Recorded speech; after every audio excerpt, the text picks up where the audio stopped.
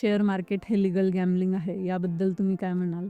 सगळ्यांना वाटतं गॅम्बलिंग आहे, पण जर तुम्ही प्रॉपर अनालिसिस करून जर तुम्ही ट्रेडिंग करताय तर ते गॅम्बलिंग नाही आहे, तो एक कमावण्याचा एक बिझनेसचाच पार्ट होतो.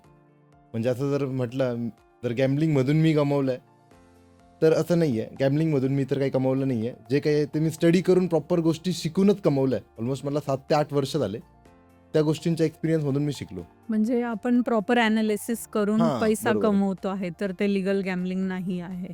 गॅम्बलिंग आता कसं आहे, एक ओल्ड थॉट झालंय. 2-3 स्कॅम्स झाले होते मागे इंडियामध्ये, त्याच्यामुळे लोकांच्या मनात ते रुजलं आहे. बरोबर. स्कॅम्स झाले, पण ट्रेडिंग गॅम्बलिंग नाही आहे ना. पूर्ण जग ह्या गोष्टीवर चालत आलंय. तुम्ही बघू शकतात ना, अदानी, अंबानी ह्या सगळ्या गोष्टी स्टॉक मार्केटला लिस्टेड आहे.